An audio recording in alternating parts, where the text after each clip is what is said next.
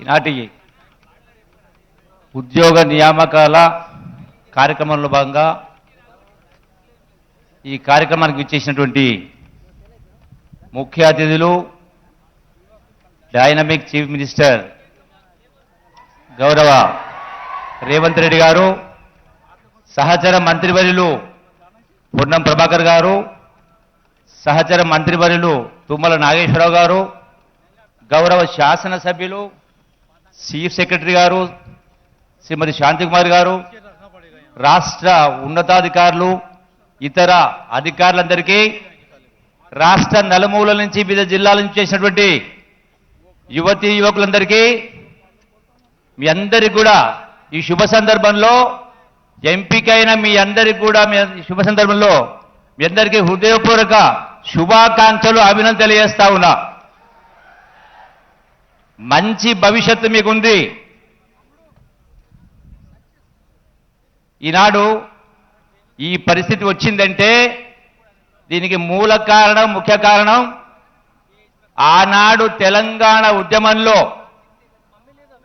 వందలాది మంది బిడ్డలు, తెలంగాణ బిడ్డలు ఒక్కొక్కళ్ళు పిట్టలాగా రాలిపోతా ఉంటే ఆ కన్న తనుల కడుపు కోత తెలిసినటువంటి సోనియా గాంధీ గారు ఒక తల్లిగా బాధలు గుర్తించి 6 సంవత్సరాల కల, 6 దశాబ్దాల కలను నెరవేర్చి ఈనాడు తెలంగాణ రాష్ట్రం ఇచ్చినందుకే ఈనాడు ఈ అవకాశం రావడం జరిగింది.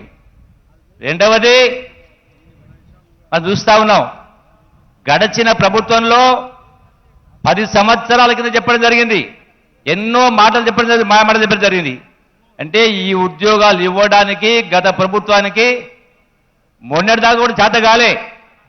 ఈనాడు మన గౌరవ ముఖ్యమంత్రి గారు చెప్పిన మాట ప్రకారం ఈ ఉద్యోగ నియామకాల్ని అంటే ప్రాసెస్ స్పీడప్ చేసి కేవలం 2 మాసాల కాలంలోనే మీ అందరికీ సుమారుగా ఈనాడు వివిధ డిపార్ట్మెంట్స్, హోమ్ డిపార్ట్మెంట్ కావచ్చు, ఎక్సైజ్ కావచ్చు, ఫైర్ కావచ్చు, ట్రాన్స్పోర్ట్ కావచ్చు, సుమారుగా 16,000 మందికి ఈనాడు వారి చేతుల మీదుగా మీరు నియామక పత్రాలు అందుకుపోతా ఉన్నారు.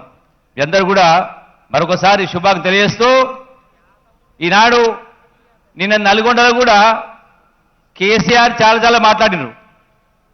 ఆర్భాటం ఎక్కువ, ప్రచారం ఎక్కువ, రిజల్ట్ శూన్యం. ధనిక రాష్ట్రాన్ని అప్పుల రాష్ట్రంగా మార్చి మళ్ళీ ఉల్టా చోర్ కొత్వాల్ గుడ్డ అంటే అన్నట్టుగా 2 మాసాలనే ఏమైందా అని మాట్లాడుతూ ఉన్నారు. మీ లెక్క కాదు ఈ ప్రభుత్వం. అన్న మాటకు కట్టుబడి 100% ప్రతి హామీని కూడా గౌరవ ముఖ్యమంత్రి రేవంత్ రెడ్డి గారి నాయకత్వాన ప్రతిదీ కూడా తూచా తప్పకుండా అమలు చేసేటువంటి ప్రభుత్వం ఇది. ఇది ప్రజాప్రభుత్వం.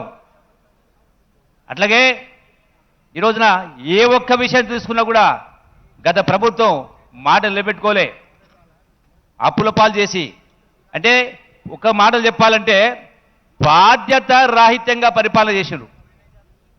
ముఖ్యమంత్రి అంటే ఒక ధర్మకర్తలాగా, కస్టోడియన్ ఆఫ్ ది స్టేట్, తనది కాదంటే గోదావరిగా దిగినట్టుగా ఇష్టారాజ్యంగా వాళ్ళ తాత సొత్తులాగా ఇష్టం వచ్చినట్టుగా పరిపాలన చేసి ఇలా గొప్ప రాష్ట్రాన్ని, ధనిక రాష్ట్రాన్ని అప్పుల రాష్ట్రంగా చేసి 8 లక్షల కోట్ల రూపాయలు విద్యుత్ సంస్థతో కలిపి 8 లక్షల కోట్ల రూపాయలు అప్పు చేయడం జరిగింది.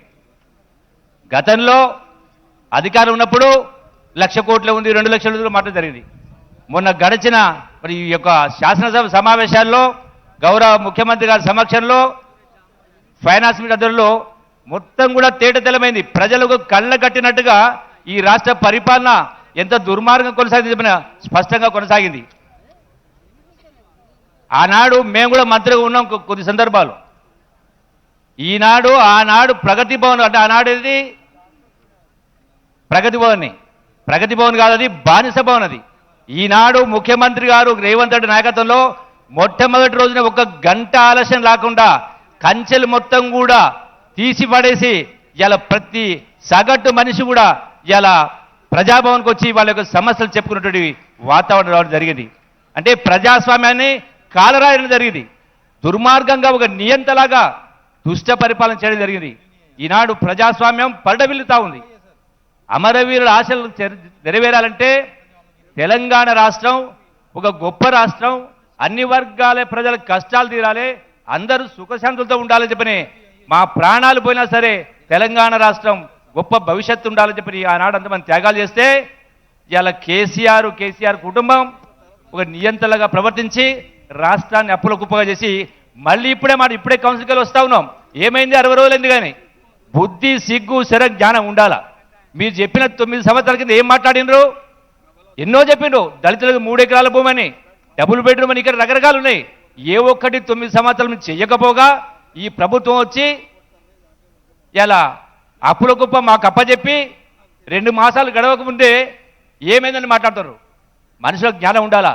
80,000 పుస్తకాలు చదవడం గొప్ప కాదు, చదివేస్తే ఉన్నమతి పోయిందన్నట్టుగా ఇలా కేసీఆర్ మాటలు ఉన్నాయి, బీఆర్ఎస్ నాయకుల మాటలు ఉన్నాయి.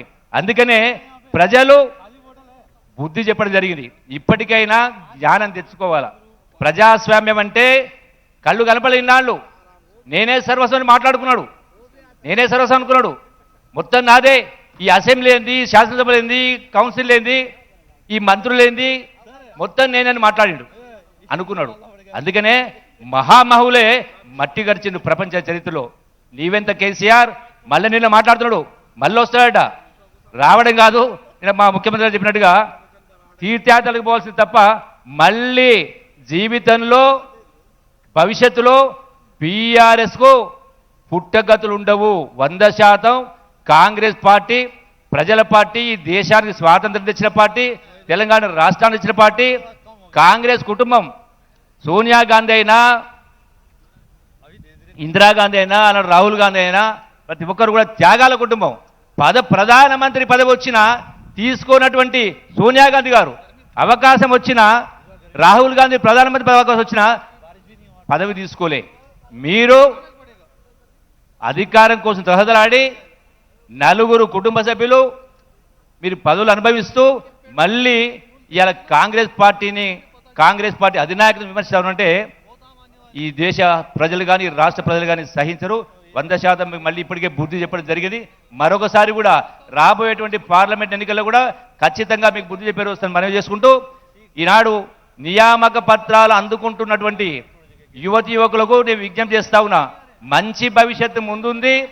కష్టపడి పనిచేస్తే అంచెలంచెలుగా ఎదిగే అవకాశం వస్తుంది. కాబట్టి నిజాయితీతోటి, పట్టుదలతోటి ప్రజల యొక్క సమస్యలు పరిష్కరించే మన అందరి బాధ్యత, మీ బాధ్యత, మా బాధ్యత. కాబట్టి దాని అందరూ గుర్తుపెట్టుకోవాలని చెప్పని మరొకసారి మీ అందరికీ సవినయంగా విజ్ఞప్తి చేస్తూ మరొకసారి అభినందిస్తూ సెలవు తీసుకుంటున్నా.